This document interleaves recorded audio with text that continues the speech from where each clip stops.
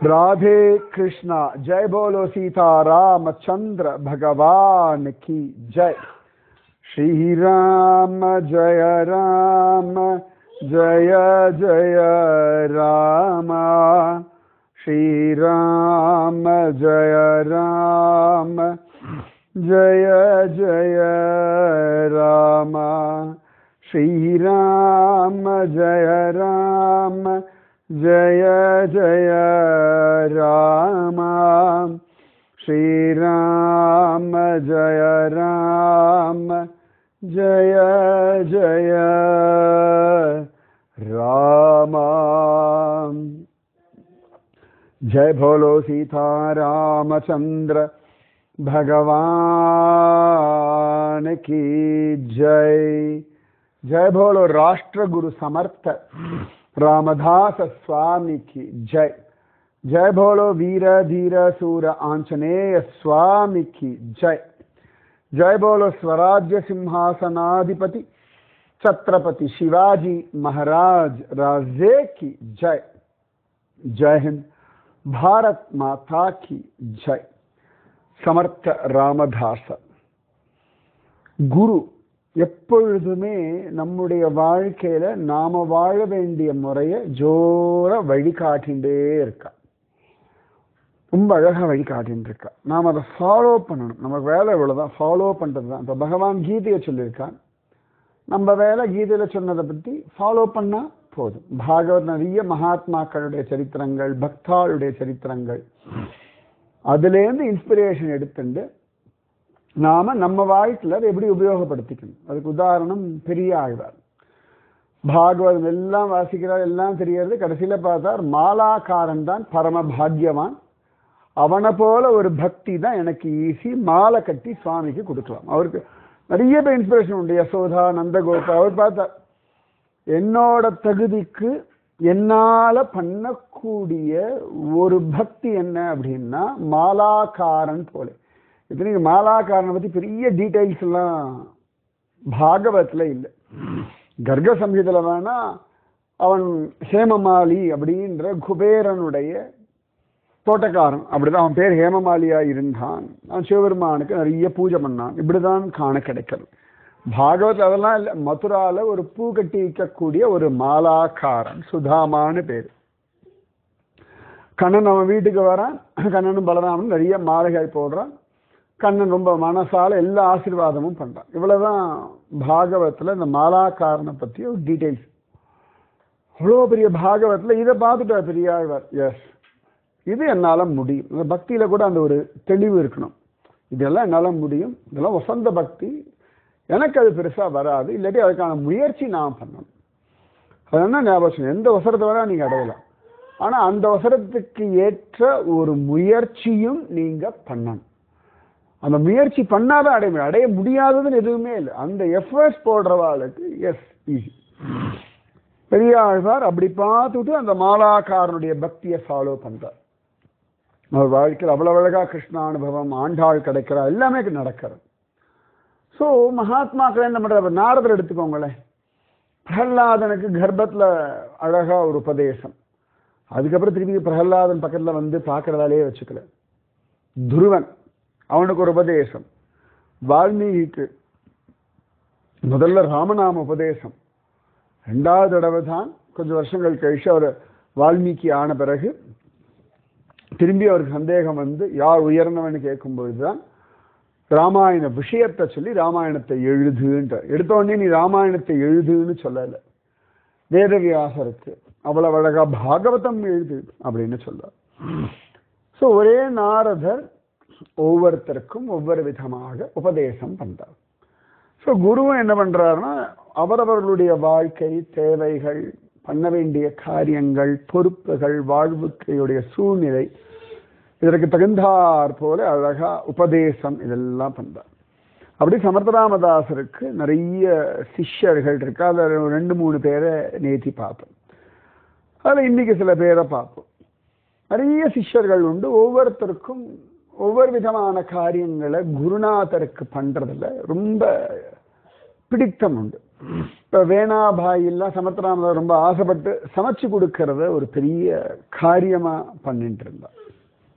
சமர்த்தராமதாசருடைய ஒவ்வொரு சிஷ்யாலும் சிவாஜி ஒரு நாள் கூட நானும் சமைச்சு கொடுக்குறேன், வேணாபாய் சமைச்சு கொடுத்துட்டா நானும் சமைச்சு கொடுக்குறேன், சமர்த்தராமதாஸ் ரொம்ப பிடிக்கும். சிவாஜிக்கு தெரியும் நான் சமைச்சு கொடுத்தாலும் சாப்பிடவே மாட்டார், நான் ஒழுங்கா ஹிந்து சாம்ராஜ்யத்தை ஸ்தாபிதம் பண்ணாதான் அவருக்கு ஹாப்பியா இருப்பார். ஸோ குரு கவா பண்ணா பிடிச்சிருக்கா நானும் பண்றேன்னு அது வேலைக்கு ஆகாது. உங்களுக்கு என்ன சொல்றாரோ அதை ஸ்ரத்தையோட நீங்க பண்ணும் பொழுது மட்டும்தான் குருவுக்கு சந்தோஷம். அவ சமைச்சு போட்ட சாப்பிட்டார் நானும் சமைக்கிறேன், அவ துணி துவைச்சு போட்டா குருவுக்கு பிடிக்கிறது நானும் துணி துவைச்சு போடுறேன், அது வேலைக்கே ஆகாது. நான் துணி கூட வேலைக்கே ஆகாது. என்னோட அனுபவம் அதுக்காக துணி துவைக்க கொடுத்தாச்சும் உடனே குருஜி நான் துவைக்கிறேன், அதுக்கு ஒரு பெரிய தகராறுலாம் வேற நடக்கும். அதுக்கப்புறம் யாரும் துணியே துவைக்க வேணாம் லாண்டியில் கொடுத்துக்கிறேன்னு விட்டுட்டேன், ரொம்பவே வேண்டாம் யாருமே தொடவே வேண்டாம் ஓடிடுவோம் அப்படின்னு. இது எல்லாமே இந்த கம்பாரிசன், இதுல ஒரு சுகம் அதுல சுகம். யாருக்கு எந்த வேலையோ அந்த வேலையை பண்ணணும். இப்போ ஆஃபீஸ் ஒரு மேனேஜர் இருக்காருன்னு சொன்னாலும் யூ ஹேவ் டு மேனேஜ். அதோட பியூன் மாதிரி காத்தால நான் தான் வந்து 9 மணிக்கெல்லாம் கதவை திறந்து விடுறேன், குப்பை டப்பாலாம் ஒழுங்கா வைக்கிறேன், பெருக்கிறேன்னா எல்லாம் சிரிப்பண்ணி மேனேஜரா பியூனான்னு கேட்பேன். அந்த தகுதி இருக்கு, அந்த தகுதிக்குரிய கர்மாக்களை பண்ணணும். ஸோ குரு நம்மளை ட்ரெயின் பண்றது எந்த மாதிரி கர்மாக்கள் நாம பண்ணா சுவாமிக்கு உகப்போ, எது நம்மளுடைய வாழ்க்கைக்கு ஒரு ஆதாரமா இருக்குமோ, எது நமக்கான விஷயங்களை புரிய வைக்குமோ அந்த மாதிரி. ஒரு குட்டி குழந்தைகிட்ட போய் குரு போய் நீ சமைச்சு கொண்டா, நீ போய் ஒத்த கால என்ன தபஸ் பண்ணு சத்தியமா சொல்லவே மாட்டார். நீ பாட்டு கிச்சான்னு சொல்லு, கிச்சா அவன் கூட இருக்கான், கிச்சாவோட விளையாடு, கிச்சாவோட சாப்பிடு, இப்படி சிம்பிளா சொல்லுவாள் ஒழிய நீ அவனுக்கு 5 வயசு ஆயிடுது தண்டமா இருக்கியே, 5 வயசு துருவன் என்னெல்லாம் பண்ணான்னு தெரியுமா, 5 மாதம் சுவாமியை பார்த்தான் ஒத்த காலில் நின்று உனக்கு 3 நாளுக்கு ஒரு தான் சோறுன்னா சொன்னா அது குருவே கிடையாது. 5 வயசு குழந்தைக்கு கிச்சா இருக்கான், சமத்தாரு, ஹாப்பியாரு, அவ்வளவுதான் சொன்னோம். 5 வயசு குழந்தை துருவன் பார்த்துருக்கா, நீ பார்க்கலையே, நீ இப்படி அழுதுருக்க அப்படிலாம் சொல்ல மாட்டார். எதை சொல்லணுமோ அதே 15 வயசு ஆச்சு துருவன் 5 வயசு எல்லாம் பார்த்தோம், 15 வயசு தண்டமா இருக்கே திட்டலாம், அந்த இடத்துக்கு ஏற்ற மாதிரி. ஸோ சமர்த்த ராமதாசருடைய சிஷ்யர்கள் ஒவ்வொருத்தரும் ஒவ்வொரு விதம், அவரவருடைய பாவம், அவளுடைய சக்தி, அவளுடைய வாழ்க்கை சூழ்நிலை. ஏற்கனவே ஒரு தடவை பார்த்தோம், ஒரு ஸ்திரீ வந்து வீட்டை துடைக்கிற சாணி சுண்ணியை தூக்கி அவர் மேலே வீசி அடிச்சா, அதை கூட எடுத்து சுத்தம் பண்ணி கோவிலில் விளக்கேற்றினார் அப்படின்னு பார்த்தோம். அதனால ஊரில் இருக்கவா எல்லாரும் சமர்த்த ராமதாஸ் தான் சாணி சுண்ணியை தூக்கி போட்டு நம்ம வாழ்க்கையில் விளக்கேற்றி வச்சு வாரம் பண்ண அப்படின்னா சாபம் கொடுத்துருவார். அப்ப அவ பண்ணா அவளுக்கு அந்த அனுகிரகம், சரி நமக்கு சாணி சுண்ணிய அனுகிரகம் கிடைக்கும் அப்படின்னு போச்சுன்னா பெரிய கஷ்டம். அதனால எப்பொழுதுமே குரு உங்களுக்கு என்ன சொல்றாரு, அத்தை மட்டும் ஒழுங்கா பண்ணா போதும், எக்ஸ்ட்ராவும் பண்ணப்படாது, குறைவாகவும் பண்ணப்படாது, கரெக்டா அந்த லைன்ல நிக்கணும்னா அந்த லைன்ல நிக்கணும், அவ்வளவுதான். ஒரு 2 சிஷ்யா இருந்தா, மாதவ் யாதவ் அப்படின்னு அவள் 2 பேருக்கும் பேர். சமர்த்த ராமதாசர் பாரத தேசம் முழுக்க பிரயாணம் பண்ணியிருக்கார், பல இடங்கள்ல அவ்வளவு பேருக்கும் மட்டங்களை ஸ்தாபிதம் பண்ணியிருக்கார், நிறைய பேருக்கு உபதேசம் பண்ணியிருக்கார். அதில் சில பேர் ரொம்ப ப்ராமினெண்டா ரொம்ப ஸ்டான்ச் டிசைபிள்ஸா இருப்பா, ரொம்ப ஸ்ரத்தையோட இருப்பா. சில பேர் கேட்டுப்பா, மரியாதையோட இருப்பா, அவர் மேல அபிமானத்தோட இருப்பா, அன்போட இருப்பா. சில பேருக்கு ரொம்ப ஸ்டான்ச்சா இருப்பா. அந்த மாதிரி இந்த மாதவ் யாதவ் சமர்த்த ராமதாசர் இந்த காசி பிரயாக்ராஜ் எல்லாம் போகும்பொழுது இவாளுக்கு உபதேசம் பண்ண. பிரயாக்ராஜ்ல தான் இவர்கள் இருந்தார். நிறைய பிரயாக்னா சங்கமம்னு சொல்லுவோம். இப்போ உத்தராகண்டைய பஞ்ச பிரயாக எல்லாம் உண்டு, அந்த மாதிரி நிறைய பிரயாக உண்டு.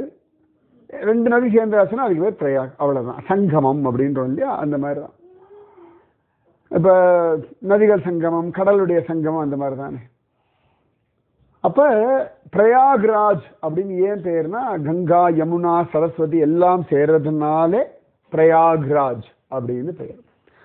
அதனால அந்த பிரயாக்ராஜ்ல இந்த பசங்க இருந்தாங்க, மாதவ் யாதவ் யங்ஸ்டர்ஸ். அவளுக்கு சமர்த்த ராமதாசர் மேல அவ்வளவு மரியாதை. அதனால எப்பெல்லாம் முடியறதோ பிரயாக்ல இருந்து கிளம்பி சமர்த்த ராமதாசரை பார்க்க சாஃபலோ சஜ்ஜன்கடோ அவர் எங்க இருக்காரோ அங்க தேடிட்டு வந்துருவார். என்ன பண்ணுவான்னா, காவடி எடுத்துட்டு வருவார். ஒரு குச்சியில 2 பக்கம் அழகா பாத்திரத்தை கட்டிண்டு பிரயாக்ராஜிலிருந்து ஜலத்தை எடுத்துண்டு சமர்த்த ராமதாசருக்கு கொடுக்கறதுக்காக வருவார். ஆல் த வே அங்கிருந்து வருவார்கள். அவளுக்கு அது சந்தோஷம். நிறைய பேர் கேட்பா எந்த கோவிலுக்கு போறேன், இல்லை குருநாதரை பார்க்க போறேன். இன்னைக்கும் உத்தராகண்ட்ல பழக்கம் உண்டு சில பேருக்கெல்லாம். கங்கோதியிலிருந்து ஜலம் எடுத்துண்டு நடந்து வந்து கேதாருக்கு வந்து கேதார்நாத் பாபாவுக்கு அபிஷேகம் பண்ணுவா. அங்கேயே மந்தாகினி சரஸ்வதிலாம் இருக்கு. ஆனா அவளுக்கு அது ஒரு பிரார்த்தனை, அவளுக்கு அது ஒரு சந்தோஷம். அதனால காவடியில கங்காஜலம் எடுத்துட்டு வந்து கேதார்நாத் பகவானுக்கு அபிஷேகம் பண்ணுவாள். அந்த மாதிரி இந்த மாதவ் யாதவ் இவாளுக்கு அப்படி ஒரு பழக்கமா எப்பொழுதுமே சமர்த்தராமதாசருக்கு தோல்ல அந்த காவடியில கங்காஜலம், அந்த பிரயாகராஜனுடைய 3 நதி சங்கமத்தினுடைய பிரயாக் ஜலத்தை எடுத்துட்டு வருவார்கள். ரொம்ப ஆசையா வெள்ளை எங்கேயும் குடிக்க மாட்டா, நிறைய கோவில்களை கடந்து வருவா, எந்த இடத்துல அபிஷேகம் பண்ண மாட்டா. இது சமர்த்த ராமதாசருக்கான ஜலம், அவ்வளவுதான். அவளுக்கு அது மேல வேற ஒண்ணுமே தோணவே தோணாது. கொண்டு வந்து கொடுப்பா. சமர்த்த ராமதாசர் கொண்டாடா தாகம் எடுக்கிறது, கொண்டா கங்காஜலம் குடிக்கலாம் கேட்டு வாங்கி குடிப்பாரா. குடிச்சுட்டு எல்லாருக்கும் வேற அந்த பிரயாக் ஜலத்தை வேற கொடுப்பார். அந்த பசங்களுக்கு அவ்வளவு சந்தோஷம், நன்னா பண்ணுவா. எப்ப பார்த்தாலும் வந்துருவாள், மேல வந்துடலாம், பிரயாகராஜ் பசங்க வந்துட்டானுங்க, கங்கையை காவடியில் தூக்கிட்டு வர பசங்க வந்துட்டாங்கன்னு எல்லாரும் சொல்லுவாள். என்ன ஆச்சரியம்னா, ஒரு சிட்டியில சமர்த்தராமதாசர் பரமபதி சொல்லுவார். அப்ப கூட அந்த பசங்க எப்பெல்லாம் தோன்றதோ சமர்த்தராமதாசரை பார்க்கணும் வருவா. அப்பெல்லாம் கூட சமர்த்தராமதாசர் சமாதி கொண்டு வந்து இந்த கங்கா ஜலத்தை சமர்ப்பணம் பண்ணுவாள். அப்படி ஒரு ஸ்ரத்தை, ஒரு குரு பக்தி அவளுக்கு இருந்ததா. அப்படி அந்த மாதவ் யாதவ் இந்த 2 சிஷ்யாவை பத்தி. அடுத்து இன்னொரு சிஷ்யா, இவள சின்ன சின்ன இன்சிடென்ட் இவ்வளவுதான் அவருடைய அந்த குரு பக்தி. அடுத்து வாமன் அப்படின்னு ஒரு கொஞ்சம் குட்டையா இருப்பான். குட்டையா இருப்பான், எல்லாருமே அவனை கிண்டல் பண்ண குட்டப்பயல அப்படின்வா. சமர்த்த ராமதாசர் கூட வாமன் அப்படின்னு தான் அவனை கூப்பிடுவார். அப்ப சில பேர்லாம் குட்டையான்னு கூடும்போது இவன் கோச்சிப்பான், என்னடா எனக்கு குட்டைன்னு சொல்றீங்க, எனக்கு என்ன பேர் கிடையாதா அப்படின்னு சொல்லுவாங்க. அப்ப சிஷ்யாலாம் சொன்னா, டேய் நாங்களா அப்படி சொல்றோம், நம்ம குரு சமர்த்த ராமதாசரே உன்னை வாமனான்னு தான் கூப்பிடுறாரு, நீ குட்டைன்றதை அவர் சம்ஸ்கிருத சொல்றாரு, நாங்க சாதாரணமா சொல்லிட்டு இருக்கோம்டான்ட்டார். இது சமர்த்த ராமதாசர் காதுல விழுந்துடுத்து. ஆனா இவனுக்கு வருத்தம், சமர்த்த ராமதாசர் என்ன குட்டை, அவர் ராமனான்னு கூப்பிடுற அழகா இருக்கு, அவ்வளவு ஆசையோட கூப்பிடுறா தெரியுமா அப்படின்னு ஆர்கியூ பண்றான். இவ ஜெயிக்கலாம் முடியல அவனால. அப்ப சமர்த்த ராமதாசர் எதிர்ச்சியா இந்த விஷயத்தை கேட்டுட்டார். அப்ப சமர்த்த ராமதாசர் வந்து சிரிச்சார் எல்லாரும் முன்னாடி.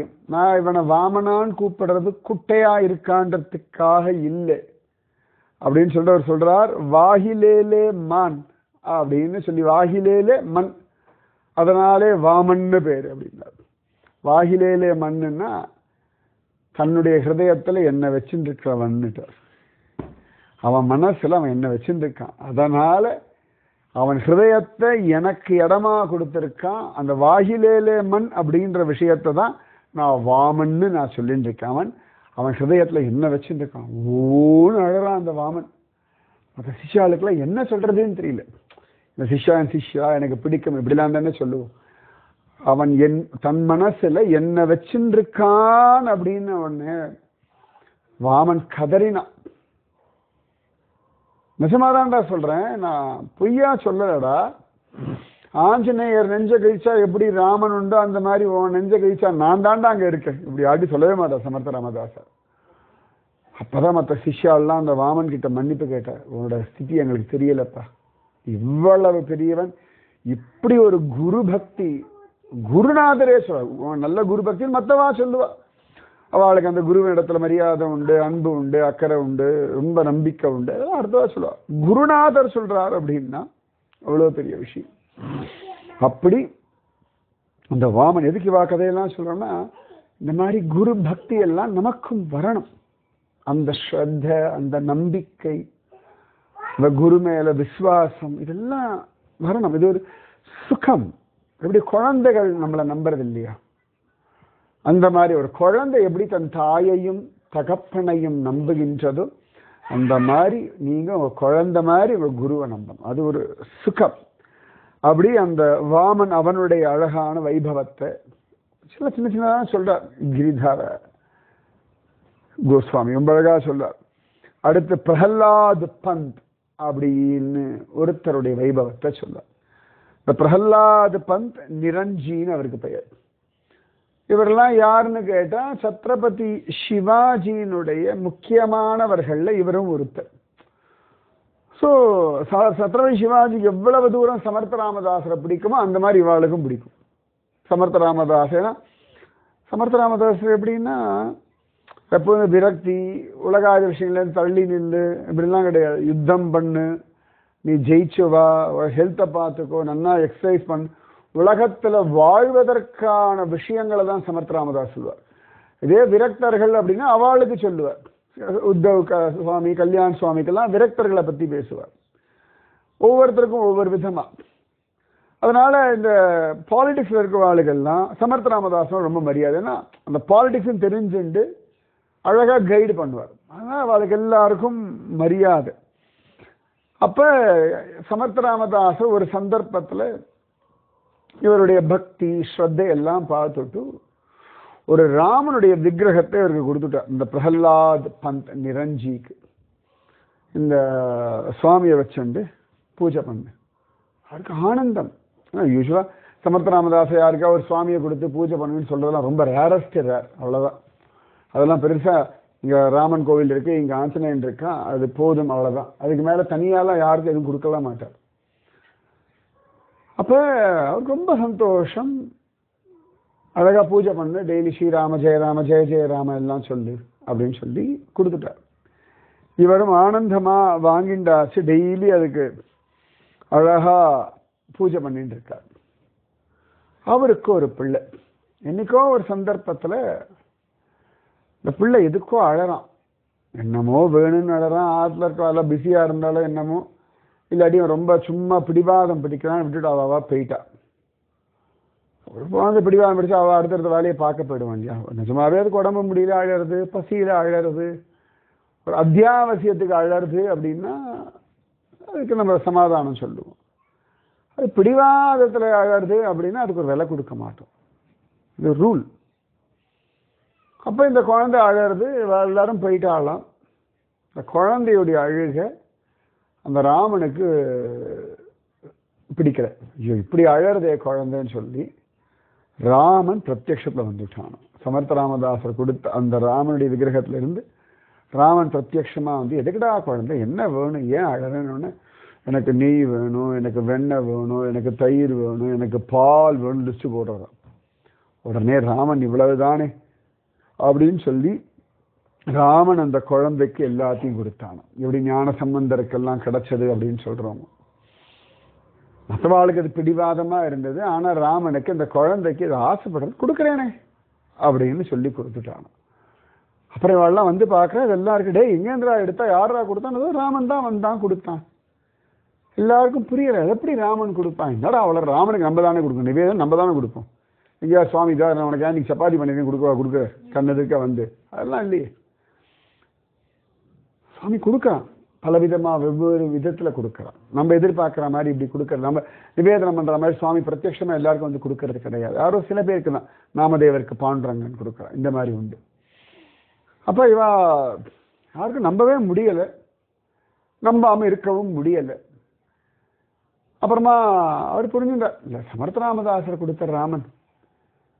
அப்ப அவர் சொல்ற, ராமன் வந்தானோ இல்லையோ தெரியாது, ராமதாசர் கூட வந்திருக்கலாம், அந்த மூர்த்தியிலேருந்து குருநாதர் வந்து அனுகிரகம் பண்ணியிருப்பார் அப்படின்னு சொல்றார். அப்படி பரம ஸ்ரத்தையோட கூடிய சிஷ்யர்கள். இவா லைஃப் ஹிஸ்டரியில பெருசா வேற எதுவும் இல்லை, இவ்வளவுதான் காண கிடைக்கிறது.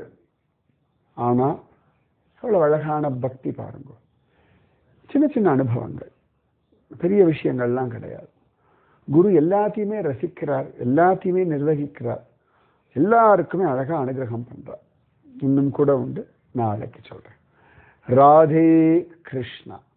ஸ்ரீராம ஜய ராம ஜய ஜய ராம, ஸ்ரீராம ஜய ராம ஜய ஜய ராம, जय बोलो सीता रामचंद्र भगवान की जय। जय बोलो राष्ट्र गुरु समर्थ रामदास स्वामी की जय। जय बोलो वीर धीर सूरांजनेय स्वामी की जय। जय बोलो स्वराज्य सिंहासनाधिपति छत्रपति शिवाजी महाराज राजे की जय। जय हिंद, भारत माता की जय। राधे कृष्णा।